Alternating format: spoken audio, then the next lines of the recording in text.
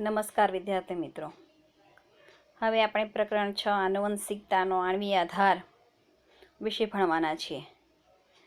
આગળના પ્રકરણ આનુવંશિકતા અને ભિન્નતામાં આપણે મેન્ડલના પ્રયોગોની ચર્ચા કરી અને મેન્ડલે આનુવંશિકતા માટે કારક જવાબદાર છે જેને આપણે અત્યારે જનીન તરીકે ઓળખીએ છીએ એની ચર્ચા કરી છે. અને એ કારક એ જનીન અને આનુવંશિક દ્રવ્ય જનીન દ્રવ્ય તરીકે ઓળખાય. એટલે ત્યાર પછી ઘણા વર્ષો પછી જનીન દ્રવ્યનો ખ્યાલ આવ્યો અને મોટાભાગના સજીવોમાં આ આનુવંશિક દ્રવ્ય જે છે એ DNA ડીઓક્સી રિબોન્યુક્લિક એસિડ છે એવું સાબિત થયું. અને ધોરણ 11ની અંદર તમે અભ્યાસ કરી ચૂક્યા છો કે DNA ન્યુક્લિયોટાઇડ પોલીન્યુક્લિયોટાઇડનું બનેલું છે. એટલે કે ન્યુક્લિક એસિડ જે છે એના બે પ્રકાર છે, DNA અને RNA, અને તે પોલીન્યુક્લિયોટાઇડનું બનેલું છે. એટલે કે ન્યુક્લિયોટાઇડનો પોલિમર છે એવું આપણે ભણી ગયા હતા. અહીં પણ શરૂઆતમાં એ જ વાત કરી છે કે મોટાભાગના સજીવો જે છે એ સજીવોમાં આનુવંશિક દ્રવ્ય DNA છે. હવે વિદ્યાર્થી મિત્રો, આગળ પણ મેં વાત કરી હતી કે ભાઈ DNA કઈ જગ્યાએ આવેલું છે એ તમને ખાસ ખબર હોવી જોઈએ. તો એની આપણે વાત કરીએ તો અહીં જો DNA જે છે એ DNA કોષના કોષ કેન્દ્રમાં, એટલે કે આ કોષ અને એના કોષ કેન્દ્રની અંદર રંગસૂત્રો આવેલા હોય.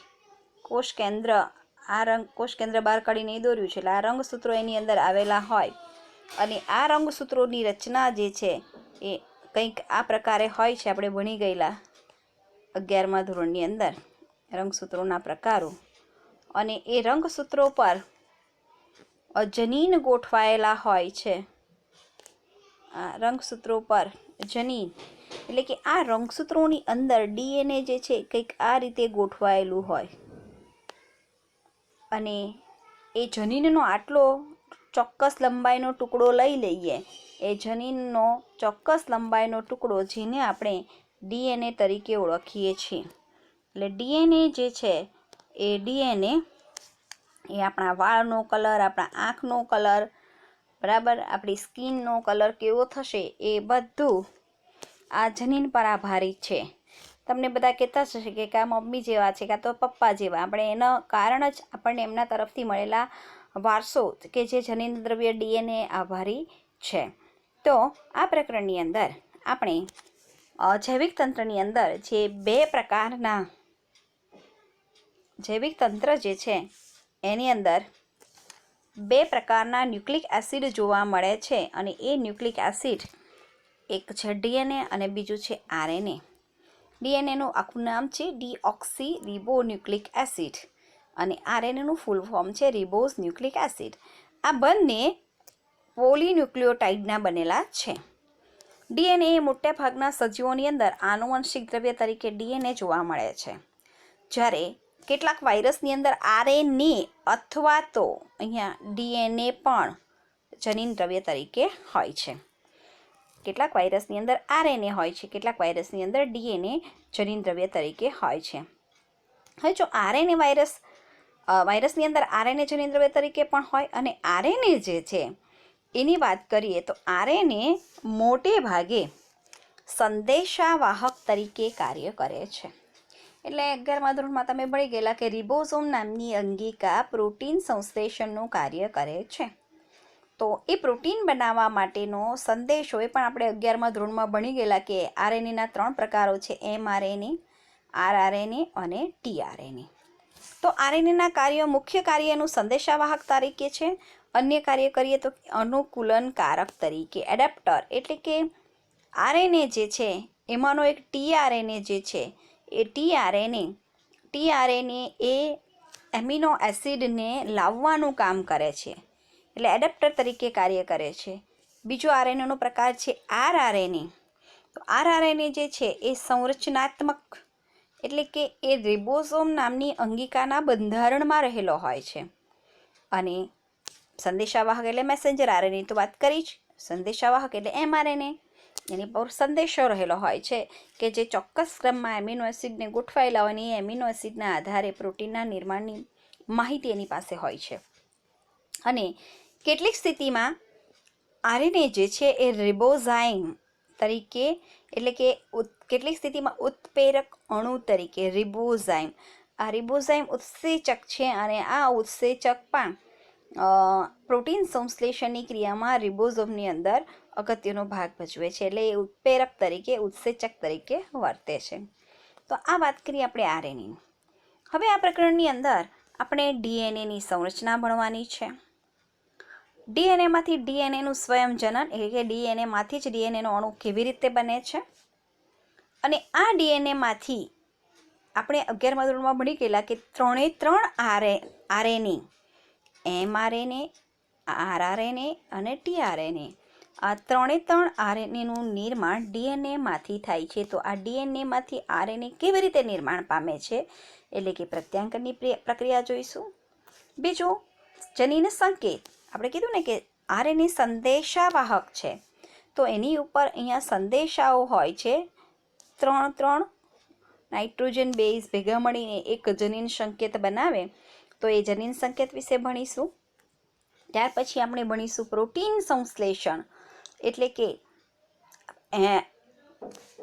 ભાષાંતર, પ્રોટીન કેવી રીતે બને છે, પ્રોટીનનું નિર્માણ કેવી રીતે થાય છે, જેને ટ્રાન્સલેશન તરીકે ઓળખવામાં આવે છે, અને માનવ જનીન સંકુલ. આટલા મુદ્દાઓ આ પ્રકરણની અંદર આપણે ભણવાના છે. હવે આપણે પહેલી વાત કરીએ ડીએનએ. આપણી ટેક્સ્ટબુકની અંદર 6.1 મુદ્દા નંબર 6.1 જેની અંદર ડીએનએની વાત કરી છે. તો આ ડીએનએ એ ડીઓક્સીરિબોન્યુક્લિયોટાઇડ્સનો પોલિમર છે. 11મા ધોરણમાં આપણે ડીએનએની રચના ભણી ગયેલા, બરાબર. તો એ ડીએનએ જે છે, એ ડીએનએની વાત કરીએ તો ડીએનએ આ પ્રકારની રચના ડીએનએની હોય છે, અને તે ડીઓક્સીરિબોન્યુક્લિયોટાઇડ્સનો પોલિમર અને 2 પોલીપેપ્ટાઇડ શૃંખલાઓનો બનેલો હોય છે. હવે આ જે ડીએનએની જે લંબાઈ છે, ડીએનએની લંબાઈ, તેમાં જોવા મળતા ન્યુક્લિયોટાઇડ્સની સંખ્યા મુજબ, જો એની અંદર ન્યુક્લિયોટાઇડ્સ અહીંયા CGATGCCG આ બધા એની અંદર નાઇટ્રોજન બેઝ છે, અને આ નાઇટ્રોજન બેઝ ડીઓક્સીરિબો શર્કરા અને ફોસ્ફેટ આ 3 જોડાઈને ન્યુક્લિયોટાઇડ બનાવે, હમણાં આપણે જોવાના છે. આ રીતે ન્યુક્લિયોટાઇડનો અણુ અહીંયા નાઇટ્રોજન બેઝ હોય, અહીંયા ફોસ્ફરસ શર્કરા હોય અને આ ડીઓક્સીરિબો શર્કરા. તો ડીએનએની લંબાઈ એ એમાં જોવા મળતી જે બેઝ પેર, આ બેઝ પેર કહેવાય, આ બધા પેરમાં ગોઠવાયેલા છે. એડેનાઇન સાથે થાઇમિન છે, ગ્વાનિન સાથે સાઇટોસિન છે. આ બધા જે પગથિયા છે ને, આ બધા પગથિયા એના, આ દરેક પગથિયા એના નાઇટ્રોજન બેઝ છે. તો આ બેઝ પેર જે છે એની સંખ્યા મુજબ ડીએનએની લંબાઈને વ્યાખ્યાયિત કરી શકાય કે ભાઈ કેટલી બેઝ પેર એની અંદર આવેલી છે, એના આધારે આપણે ડીએનએની લંબાઈ નક્કી કરી શકીએ, અને એ દરેક સજીવની લાક્ષણિકતા છે. તો આપણે હવે પહેલાં એવા ઉદાહરણો જોઈશું કે કયા સજીવની અંદર કેટલા ડીએનએની લંબાઈ કેટલી છે. એટલે કે અહીંયા સજીવ આપ્યા છે એની નીચે, આ સજીવ અને આ ન્યુક્લિયોટાઇડ્સ. હવે બેક્ટેરિયોફેઝ જે છે એ 5×174, આ બેક્ટેરિયોફેઝ છે એની અંદર 5386 જેટલા ન્યુક્લિયોટાઇડ જે છે એ જોવા મળે છે. બેક્ટેરિયોફેઝ 5×174 એ 5386 ન્યુક્લિયોટાઇડ્સ ધરાવે છે. અને નીટની અંદર ક્વેશ્ચન આવે, આ સૌથી ઓછા ન્યુક્લિયોટાઇડ ધરાવતો સજીવ છે, સૌથી ઓછું જનીન દ્રવ્ય છે.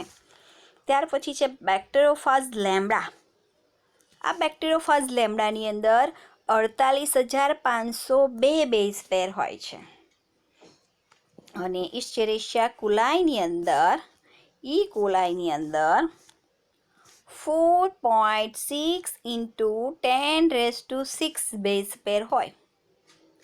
ડ્રોસોફિલા મેલેનોગેસ્ટર આપણી ટેક્સ્ટબુકમાં ઉદાહરણ નથી આપ્યું પણ મેં એડ કર્યું છે. એની અંદર 137 × 10⁶ એટલે કે 137 × 10⁶ બેઝ પેર એ માખીની અંદર જોવા મળે છે, ડ્રોસોફિલા મેલેનોગેસ્ટર, જેણે મોર્ગને એના પર પ્રયોગો કરેલા હતા તે.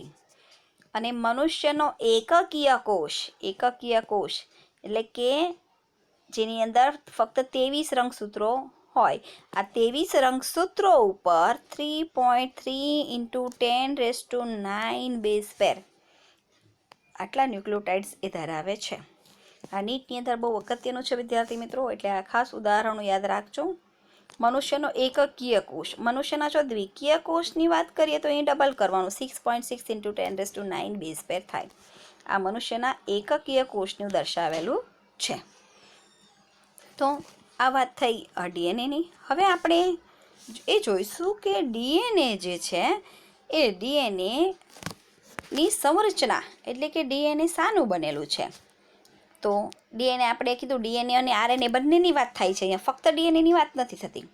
કે ભાઈ અહીંયા આપણે આગળ જ જોયું કે જનીન દ્રવ્ય ડીએનએ અને આરએનએ બંને હોય, એમાં આપણે ડીએનએના ઉદાહરણો જોયા. હવે ડીએનએ અને આરએનએ બંને પોલીન્યુક્લિયોટાઇડ શૃંખલાઓનું બનેલું છે, એટલે કે ન્યુક્લિક એસિડના પ્રકાર બે ડીએનએ અને આરએનએ અને બંને પોલીન્યુક્લિયોટાઇડ શૃંખલાનું બનેલું છે. તો આ પોલીન્યુક્લિયોટાઇડ શૃંખલાની સંરચના કેવી હોય?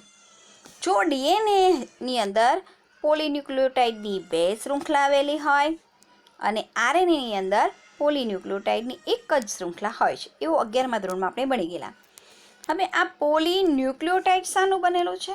તો કે પોલીન્યુક્લિયોટાઇડ એ ન્યુક્લિયોટાઇડનું બનેલું છે. હવે ન્યુક્લિયોટાઇડ શાનું બનેલું છે? તો ન્યુક્લિયોટાઇડ 3 ઘટકોનું બનેલું છે: નાઇટ્રોજન બેઝ, પેન્ટોઝ શર્કરા અને ફોસ્ફેટ જૂથ. નાઇટ્રોજન બેઝના પાછા 2 પ્રકાર છે: પ્યુરિન પ્રકારનો નાઇટ્રોજન બેઝ અને પિરિમિડિન પ્રકારનો નાઇટ્રોજન બેઝ. પ્યુરિન પ્રકારના નાઇટ્રોજન બેઝના ઉદાહરણ છે એડેનાઇન અને ગ્વાનિન, જ્યારે પિરિમિડિન પ્રકારના નાઇટ્રોજન બેઝના ઉદાહરણ છે C4 સાઇટોસિન, યુરેસિલ અને થાઇમિન. આ બધું 11મા ધોરણમાં આવી ગયું છે, રિપીટ થાય છે. હવે આ પ્યુરિન જે છે એ 2 રિંગ બનાવે છે, 2 રિંગનો બનેલો છે. પ્યુરિનના બંધારણમાં 2 રિંગ આવેલી છે અને પિરિમિડિનના બંધારણમાં એક જ રિંગ આવેલી છે. જો અહીંયા એડેનાઇન અને ગ્વાનિન આ 1 અને 2 રિંગ ધરાવે છે, જ્યારે સાઇટોસિન, યુરેસિલ અને થાઇમિન એ ફક્ત એક જ રિંગનો બનેલો છે. એટલે એડેનાઇન અને ગ્વાનિન બંને પ્યુરિન પ્રકારના નાઇટ્રોજન બેઝ છે. સાઇટોસિન, થાઇમિન અને યુરેસિલ એ પિરિમિડિન પ્રકારના નાઇટ્રોજન બેઝ છે. એટલે આમ પ્યુરિન અને પિરિમિડિન એવા 2 નાઇટ્રોજન બેઝ. અને ખાસ યાદ રાખજો વિદ્યાર્થી મિત્રો કે એડેનાઇન અને ગ્વાનિન એ 2 રિંગનું બનેલું છે, થાઇમિન, સાઇટોસિન અને યુરેસિલ એ એક જ રિંગનું બનેલું છે. હવે આગળ જોઈએ કે સાઇટોસિન જે છે, આ સાઇટોસિન એટલે સાઇટોસિન એ ડીએનએ અને આરએનએ બંનેમાં જોવા મળે છે, જ્યારે થાઇમિન જે છે એ ડીએનએના બંધારણમાં હોય છે અને યુરેસિલ એ આરએનએના બંધારણમાં હોય છે. એટલે કે ડીએનએના બંધારણમાં યુરેસિલ યુ હોતો નથી, જ્યારે આરએનએના બંધારણમાં થાઇમિન ટી હોતો નથી. તમારે બેમાંથી એક પોઝિટિવ યાદ રાખવું કે ભાઈ થાઇમિન એ ડીએનએના બંધારણમાં હોય, જ્યારે યુરેસિલ એ આરએનએના બંધારણમાં હોય છે. હવે વાત કરીએ પેન્ટોઝ શર્કરા. તો આ પેન્ટોઝ શર્કરા, જો અહીંયા મેં સ્ટ્રક્ચર દોર્યું છે, આ ડી એટલે પેન્ટોઝ શર્કરા. પેન્ટોઝ શર્કરા 2 છે, ડીઓક્સીરિબોઝ શર્કરા અને રિબોઝ શર્કરા. તેમાંથી ડીએનએના બંધારણમાં ડીઓક્સીરિબોઝ શર્કરા આવેલી હોય છે, આરએનએના બંધારણમાં રિબોઝ શર્કરા હોય છે. અને ત્રીજો ઘટક ફોસ્ફેટ જૂથ. હવે નાઇટ્રોજન બેઝ જે છે એ પેન્ટોઝ શર્કરાના પ્રથમ કાર્બનના OH સમૂહ સાથે N-ગ્લાયકોસિડિક બંધ દ્વારા જોડાઈને ન્યુક્લિયોસાઇડ બનાવે છે. એટલે હવે પહેલાં આપણે એ જોઈશું કે ન્યુક્લિયોસાઇડ એટલે શું. તો અહીં જો કે આ જે છે એક નંબરનો કાર્બન 2, 3, 4 બતાવ્યું છે. પેન્ટોઝ શર્કરા એટલે પેન્ટાગોનલ દર્શાવી છે. આ પેન્ટોઝ શર્કરા એ ડી લખ્યું છે એટલે ડીઓક્સીરિબોઝ શર્કરા છે અહીં. અને આ ડીઓક્સીરિબોઝ શર્કરા જે છે અહીં જો આ ડીઓક્સીરિબોઝ શર્કરા છે એના પ્રથમ નંબરના કાર્બન સાથે એ પ્રથમ નંબરનો કાર્બન જે છે એ કાર્બનના OH સમૂહ સાથે એન ગ્લાયકોસિડિક બંધ એટલે આ જે બંધ છે એ એન ગ્લાયકોસિડિક બંધ છે. એન ગ્લાયકોસિડિક બંધ દ્વારા જોડાઈને ન્યુક્લિયોસાઇડ બને છે. એટલે ન્યુક્લિયોસાઇડના બંધારણમાં બે ઘટકો, એક તો શર્કરા અને બીજું નાઇટ્રોજન બેઝ. એટલે શર્કરા પ્લસ નાઇટ્રોજન બેઝ જોડાઈને ન્યુક્લિયોસાઇડ બને. હવે આ ન્યુક્લિયોસાઇડની સાથે જો ડીઓક્સીરિબોઝ શર્કરા જોડાયેલી હોય તો એને એડિનોસાઇન અથવા તો ડીઓક્સી એડિનોસાઇન કહેવાય. જો એની સાથે ગ્વાનિન પ્રકારનો નાઇટ્રોજન બેઝ અને ડી રિબોઝ શર્કરા જોડાયેલી છે, ડીઓક્સીરિબોઝ શર્કરા, તો એને ગ્વાનોસાઇન અથવા તો ડીઓક્સી ગ્વાનોસાઇન કહેવાય. એટલે આમ ન્યુક્લિયોસાઇડનું નામકરણ તેની સાથે જોડાયેલ જે તે શર્કરા અને નાઇટ્રોજન બેઝના આધારે થાય છે. તેવી જ રીતે સાઇટોસિન હોય તો સાઇટિડીન. અહીં જો આ પ્રકારની સંજ્ઞા જે છે ને એ પ્યુરિન પ્રકારના નાઇટ્રોજન બેઝ માટે હોય અને આ રીતની અંદર વળેલું સંજ્ઞા જે છે એ થાઇમિન, સાઇટોસિન અને યુરેસિલ માટે હોય છે. હવે ડીએનએના બંધારણમાં યુરેસિલ યુ હોતો નથી એટલે અહીંયા જો ડીએનએમાં એડેનાઇન, ગ્વાનિન, સાઇટોસિન અને થાઇમિન આપેલું છે.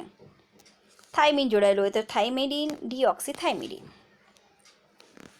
આ તરફ જોઈએ કે જો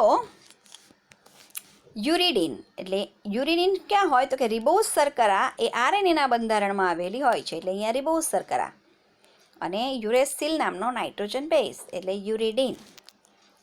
હવે અહીં મેં એક શોર્ટની અંદર બતાવ્યું છે કે ડીએનએમાં ડીએનએની અંદર ડીઓક્સીરિબોઝ શર્કરા આવેલી હોય તો ન્યુક્લિયોસાઇડનું નામકરણ ડીઓક્સીરિબોન્યુક્લિયોસાઇડ થાય. અને જો આરએનએ આવેલું હોય એટલે કે રિબોઝ શર્કરા આવેલી હોય તો એને રિબોસાઇડ તરીકે ઓળખવામાં આવે છે. એટલે કે આરએનએની અંદર રિબોન્યુક્લિયોસાઇડ આવેલા હોય અને ડીએનએની અંદર ડીઓક્સીરિબોન્યુક્લિયોસાઇડ એટલે કે ડીઓક્સીરિબોઝ શર્કરા આવેલી હોય તો એમ તો ડીએનએની અંદર ડીઓક્સીરિબોન્યુક્લિયોટાઇડ આવેલા હોય પણ પહેલાં આપણે આ સાઇડ સમજીએ પછી ટાઇડની વાત કરીએ. આ હતા રિબોન્યુક્લિયોસાઇડ. હવે આપણે વાત કરવાની છે ન્યુક્લિયોટાઇડ.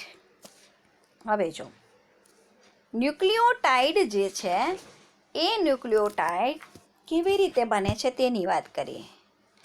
જ્યારે ફોસ્ફેટ સમૂહ ફોસ્ફોએસ્ટર બંધ દ્વારા ન્યુક્લિયોસાઇડના અહીંયા જો 5મા કાર્બન સાથે અહીંયા ન્યુક્લિયોસાઇડનો 5મો કાર્બન અને 5મા કાર્બન સાથે 5મા કાર્બનના OH સાથે ફોસ્ફરસ જોડાય ત્યારે તેને ન્યુક્લિયોટાઇડ કહેવાય.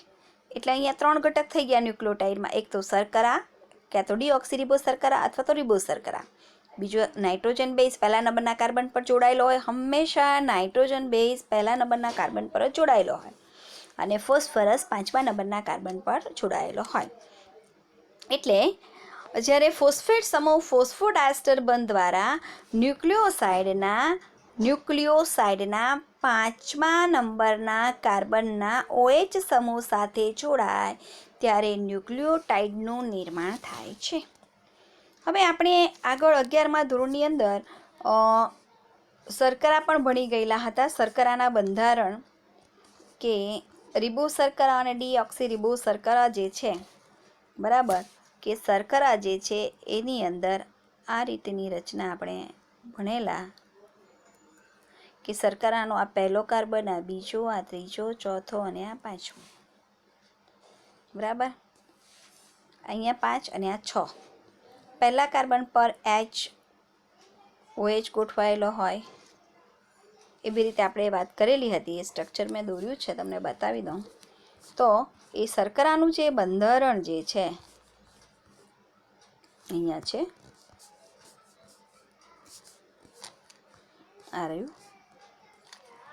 તો અહીં જો આ રિબોઝ શર્કરા દોરી છે મેં અહીંયા, અને આ ડીઓક્સી રિબોઝ શર્કરા છે. પેન્ટોઝ શર્કરા છે ને એનું સ્ટ્રક્ચર પેન્ટાગોલન હશે. પેલી મેં બતાવી તે હેક્ઝાગોલન, આપણે ગ્લુકોઝ, ગેલેક્ટોઝ અને ફ્રુક્ટોઝ દોરતા હતા. આપણે એનું અહીં કામ નથી. આપણે અહીંયા રિબોઝ પેન્ટોઝ શર્કરા જોઈએ છે. રિબોઝ, ડીઓક્સી રિબોઝ અને રિબ્યુલોઝ એવા 3 ઉદાહરણ ભણેલા. એમાંની રિબોઝ અને ડીઓક્સી રિબોઝમાં શું ડિફરન્ટ છે તેની વાત કરીએ.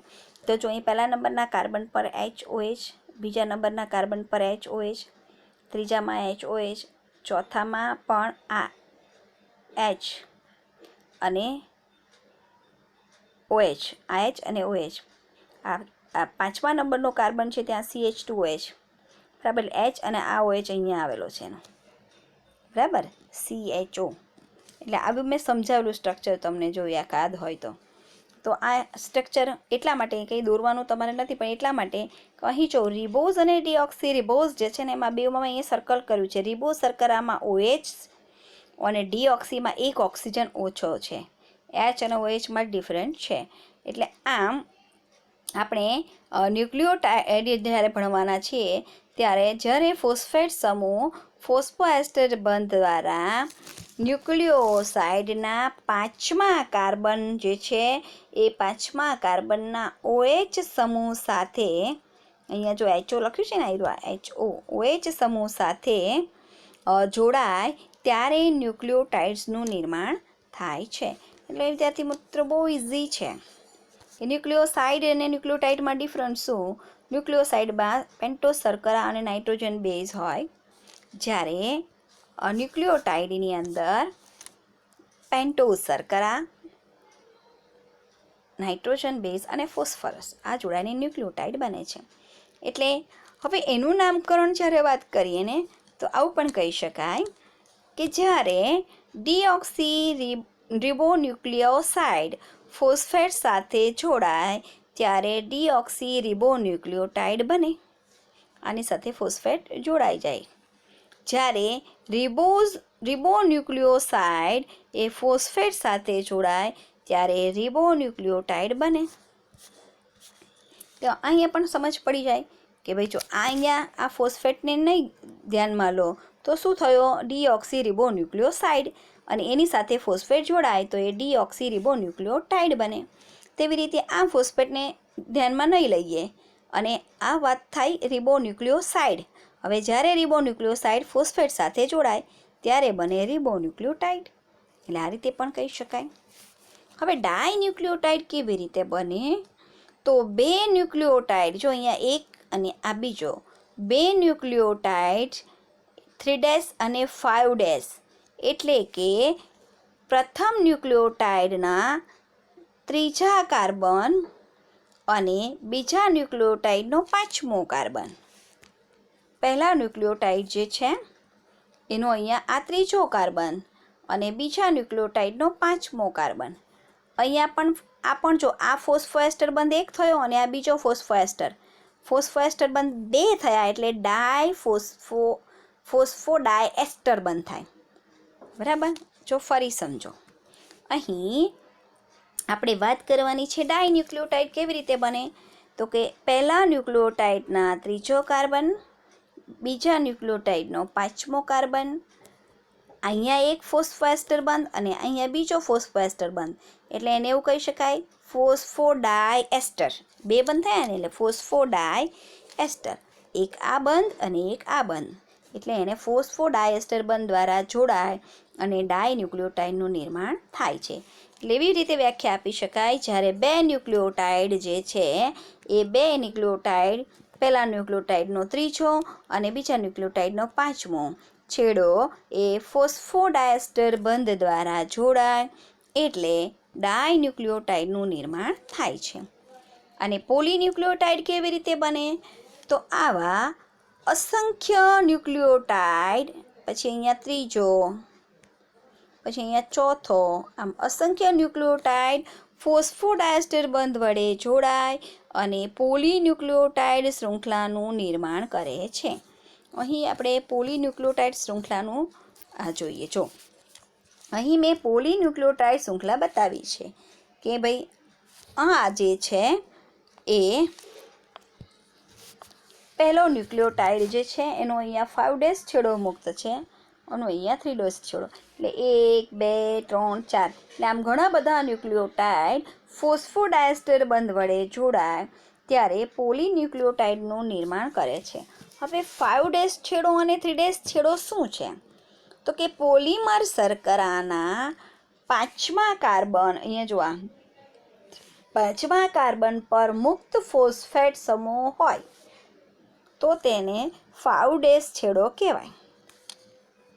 પોલિમર, આ પોલિમર જ છે ને, ઘણા બધા ન્યુક્લિયોટાઇડ જોડાઈને આખો પોલિમર અણુ કહેવાય, એટલે એને પોલિમર કહેવાય. આમ 1 2 3 4 ઘણા બધા ન્યુક્લિયોટાઇડ ફોસ્ફોડાયસ્ટર બંધ વડે જોડાયા, એટલે એક આખી પોલીન્યુક્લિયોટાઇડ, એટલે એ પોલિમર કહેવાય.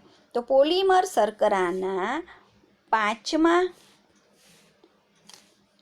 કાર્બન પર મુક્ત ફોસ્ફેટ સમૂહ આવેલો હોય એટલે એને 5' છેડો કહેવાય, એટલે આ 5' છેડો.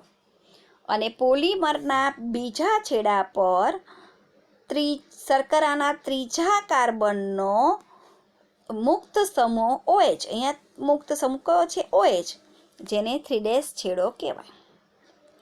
5' છેડો એટલે શું? તો કે 5મા કાર્બન પર ફોસ્ફેટ મુક્ત હોય, 5મા કાર્બન પર ફોસ્ફેટ મુક્ત હોય એટલે એને 5' છેડો, અને 3જા કાર્બનનો મુક્ત સમૂહ OH સમૂહ હોય તો તેને 3' છેડો તરીકે ઓળખવામાં આવે છે. એટલે હવે તમને 5' અને 3'માં સમજ પડી ગઈ હશે. હવે આપણે આગળ જોઈએ તો આગળ વાત કરીએ, પોલીન્યુક્લિયોટાઇડ શૃંખલાના આધારનું નિર્માણ શર્કરા અને ફોસ્ફેટ દ્વારા થાય છે.